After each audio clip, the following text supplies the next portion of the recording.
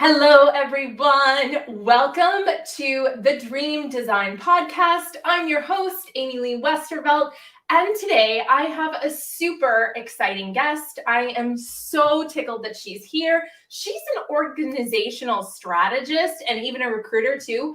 Emily Perron is joining us right after this. You're listening to the Design Your Dreams podcast with Amy Lee, the show that challenges you to stop chasing your dreams and start designing them. Each week, I invite powerhouse creators who have built their dream businesses to come and share their words of wisdom and stories of courage. It is my hope that through the journeys of these incredible dream builders, you too will be inspired to design and build a life and business beyond your wildest dreams. Well, hello, everyone, and thank you so much for joining us here on the Dream Design Podcast. As I said, I'm Amy Lee Westervelt. I would love to hear where you're joining us from. There are people joining us from all over the world, so feel free to comment, say hi, let us know where you're coming in from. If you guys have questions when we bring Emily on, feel free to ask those in real time. She's going to be so excited to share.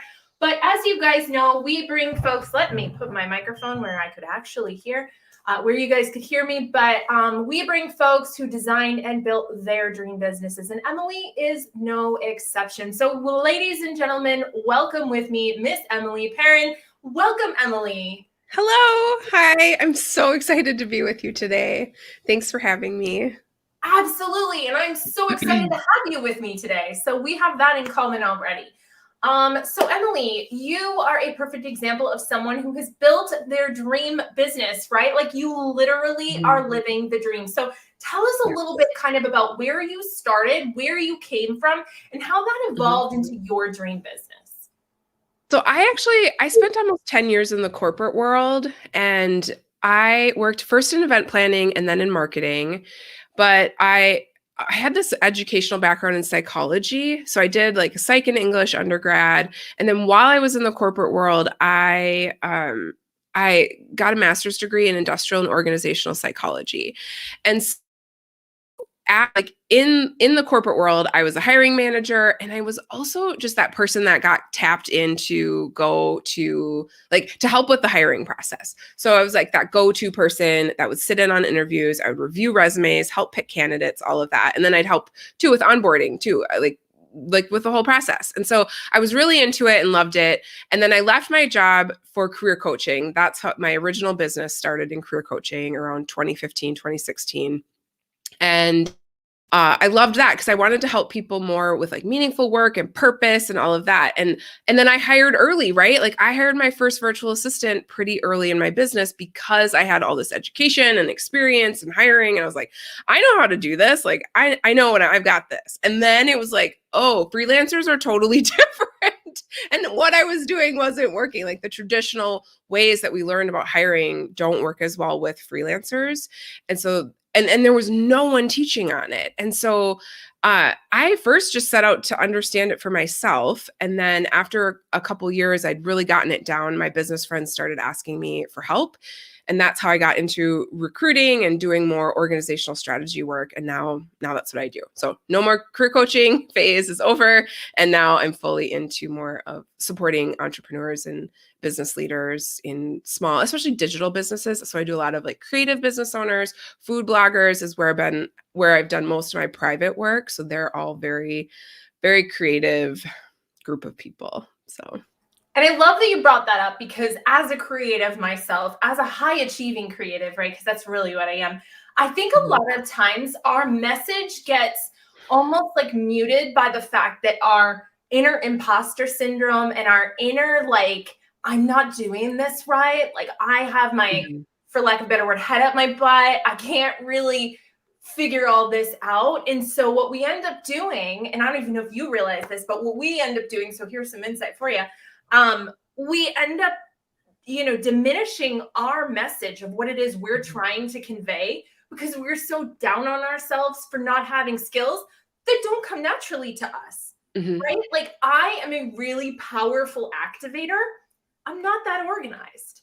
And so if I was to judge myself on my organizational prowess, I'd probably give myself maybe a C plus, maybe, a D in organization naturally.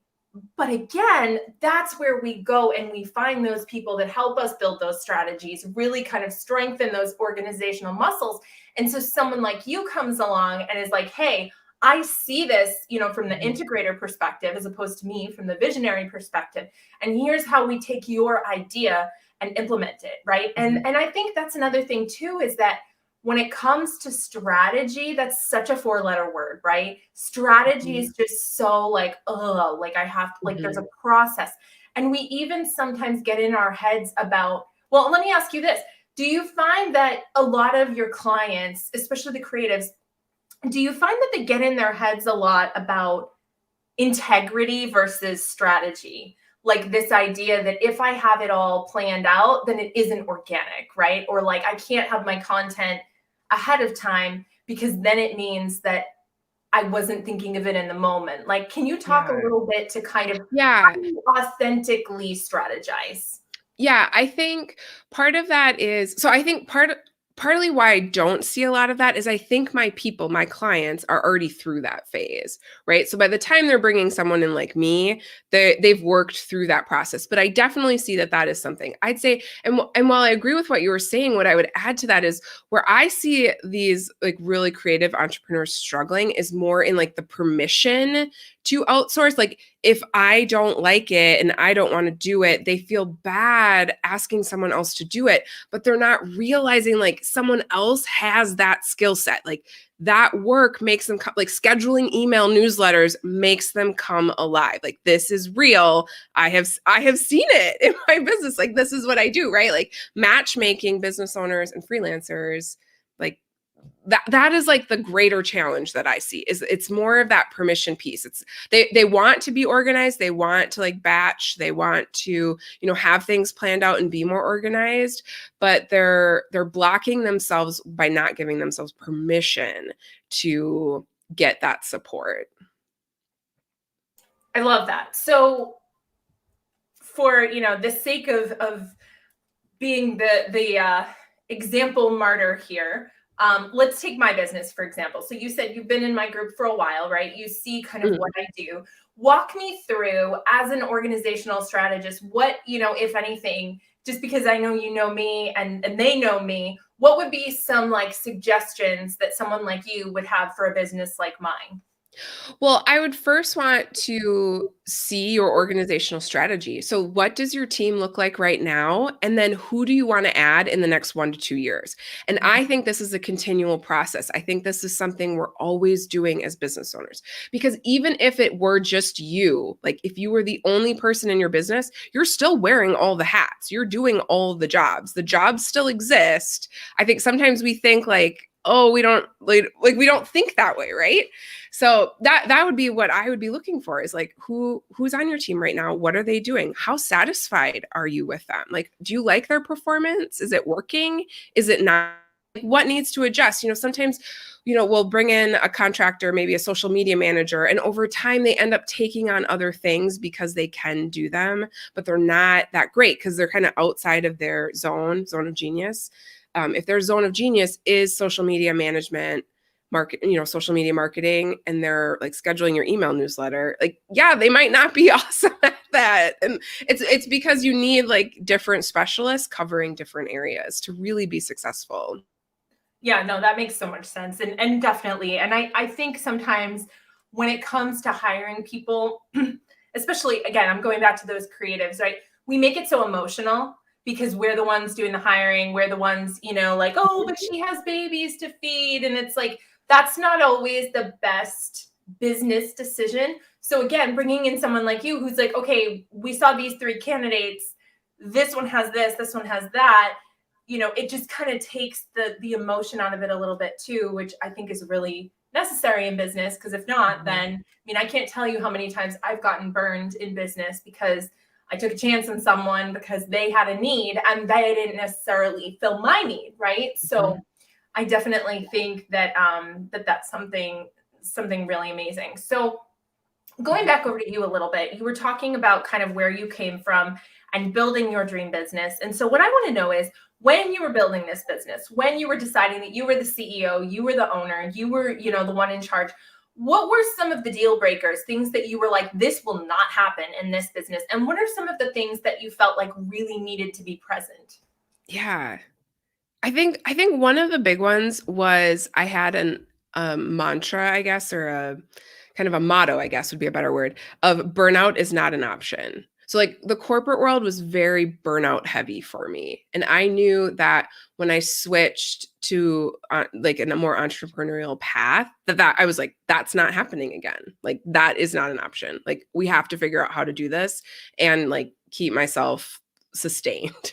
Not like, because I was like, if I burn out in entrepreneurship, what else is there? Like, what am I going to do? So that was a big one. I think the other piece was from the team side. I really wanted to be more holistic. I think there's like a lot of toxic stuff happening in the corporate world that I saw, lots of politics. And so I just wanted it to be more performance based. Like if you're a high performer, awesome. But if you're not the right fit, I'm not going to keep you on forever. Like we're going to talk about it, try to work through it. If it doesn't fit, then we're moving on. I'm moving on. Like, and I do tend to hire kind of slower and then I fire quickly if it's a bad fit.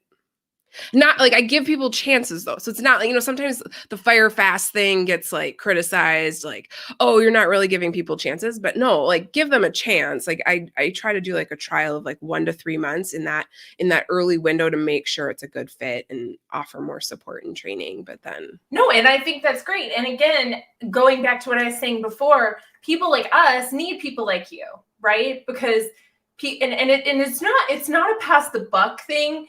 It's about, the person that's in a better position to look at it analytically and say, since so-and-so came on, we really haven't seen any growth in the business. It's not personal, right? Like it's not about that person and that they need to go live in an ostracization city or something. It's just about the performance for that. And at the end of the day, it's like, you can have lots of friends or you can have a successful business, right? Like sometimes you're going to alienate people because they're not necessarily the right fit. And that's okay. I mean, I've had situations like that too, where, I've had someone who worked for me. They did something that was completely off the wall crazy. And then I had to be like, this isn't, a good fit. And obviously for me, I was really wrapped up in the emotion of that. Whereas you'd be like, nope, that's it. And that's why people like me and people like you complement each other so well, because I bring that creative piece and you bring that integrative piece, and it's really, really powerful. So I know we have lots of folks watching out there on all the various platforms. If you guys have questions for Emily, feel free to drop them in the comments. And if you're watching live, let us know in the comments so we can welcome you. But okay, so Emily, so tell me, so you said you work a lot with food bloggers. mm-hmm. I don't even know what that is. So people who go to restaurants and then what is it? No. Oh, food blogging. It's amazing. Tell me about it. When you go on Pinterest and you're looking for like, I need a fall salad, and then you get all these websites, those a lot of times are just run by a person. So I think like one of my clients, bless this mess, Melissa, like she's a real person with like 1,000 recipes on her website that she has built.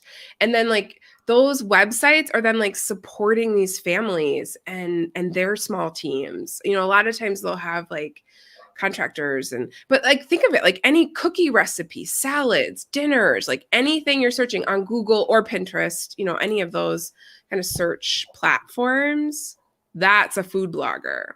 So some of them also write cookbooks.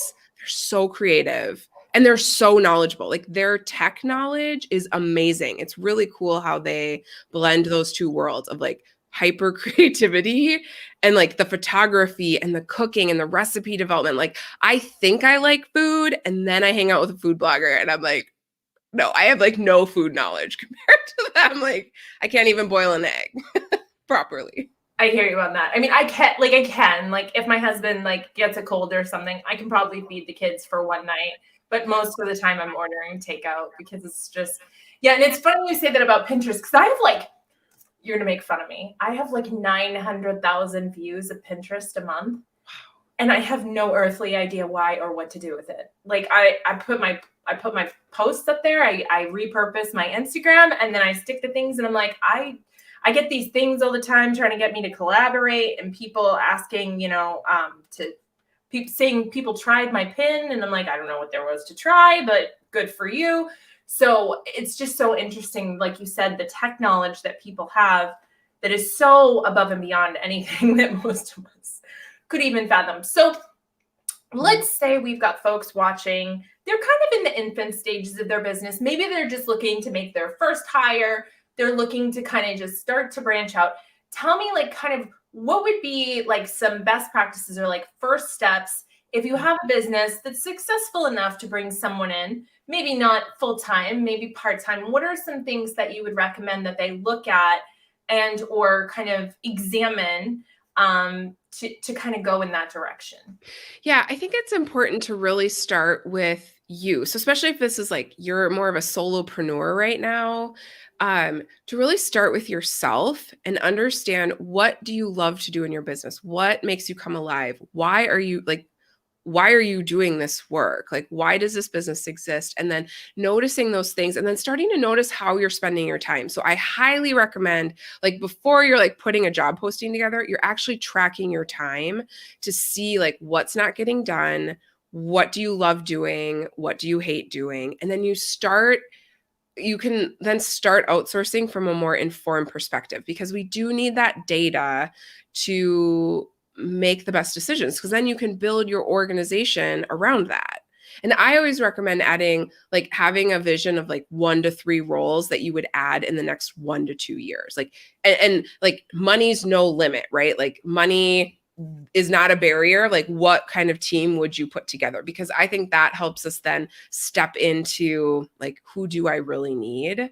And so I always recommend also like thinking about like the greatest pain points, like outsourcing that, outsourcing things that are causing you to miss opportunities. Like, if you can't pursue things, especially revenue generating activities, if you just don't have the time to do them, what needs to shift? I mean, that's the best starting spot.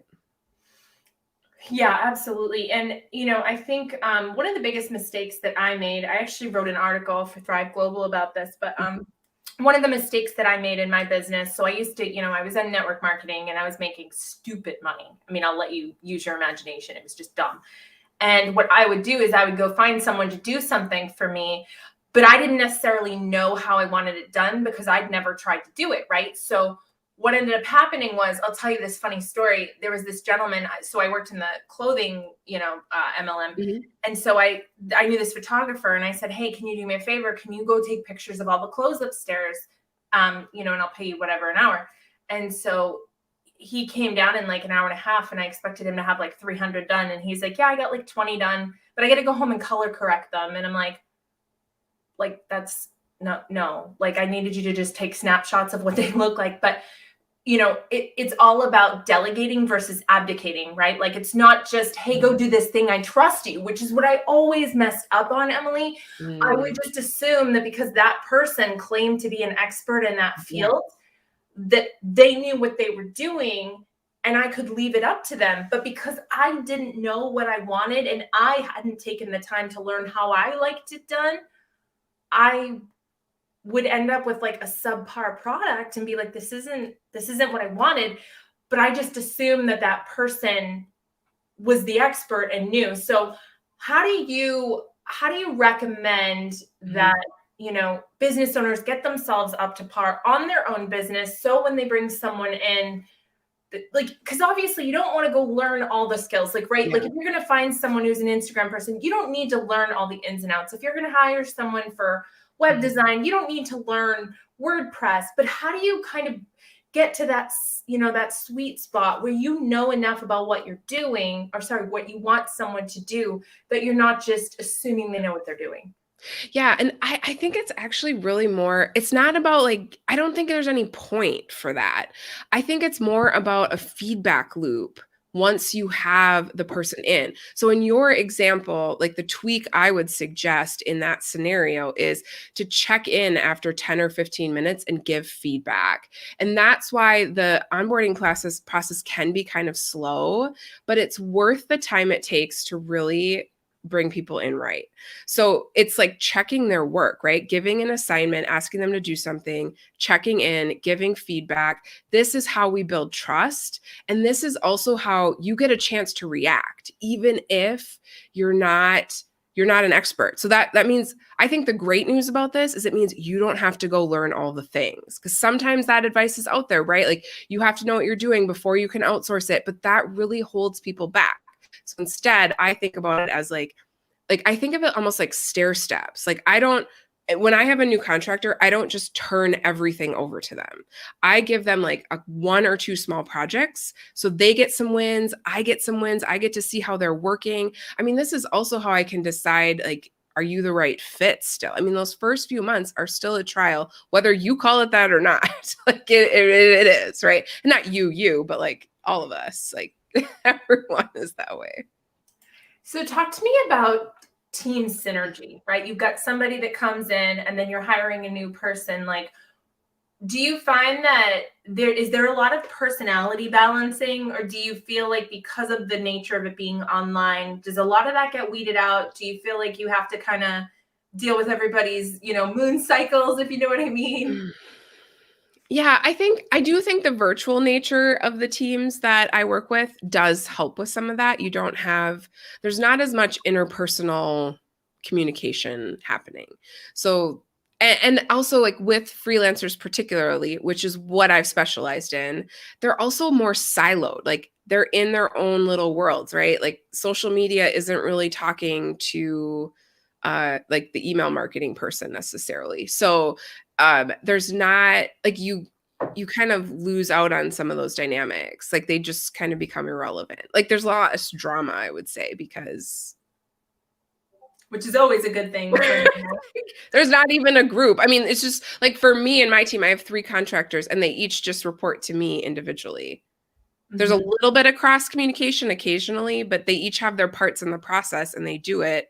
And then I'm the one interacting with everyone. So I love what you said, going back, because I'm like processing it, about, what does your ideal team look like? Not worrying about money, right? And that's kind of like a big part of what dream design is too, right? Like if you're designing your dream business, like how does you being supported look?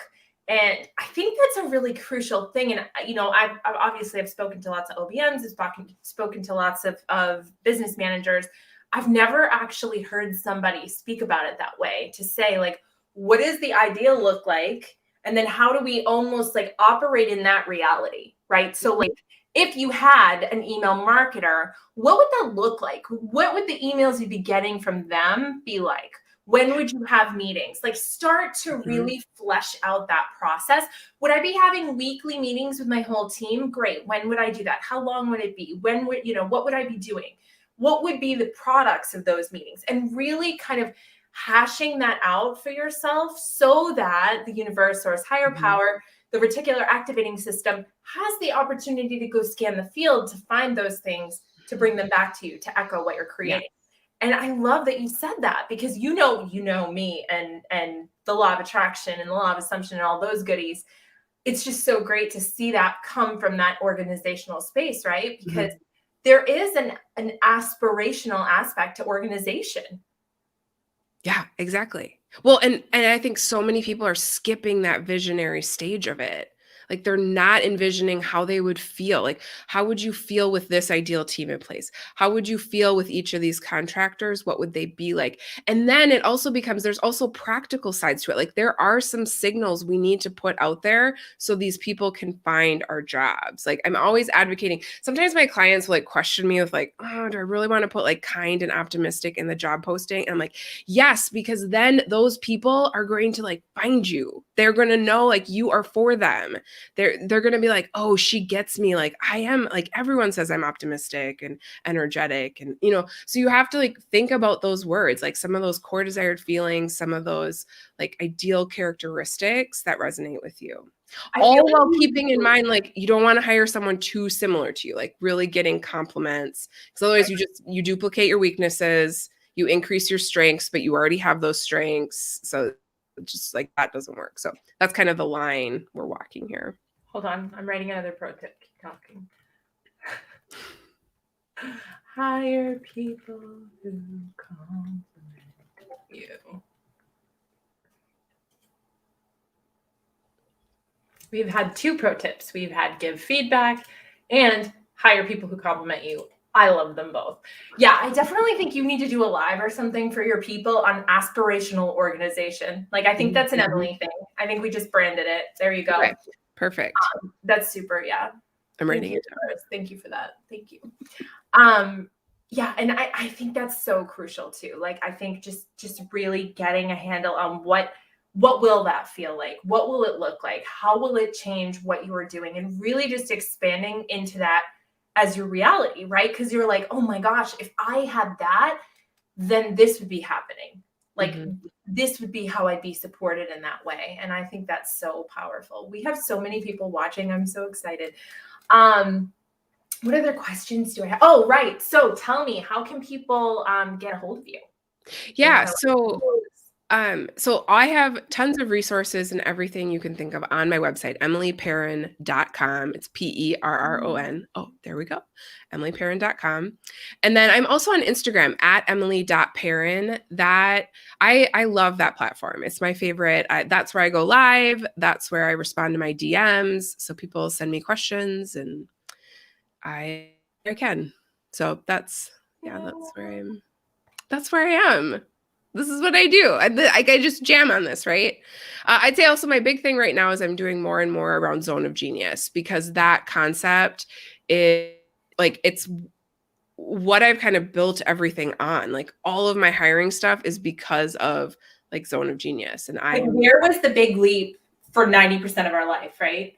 Like right? I feel, yeah. But I reread it recently and I was like, yeah, I just reread it. And I was like, okay, the first half, amazing, upper limits, I was on board. And then I read the second half and I'm like, I still think he's not getting tactical enough or practical.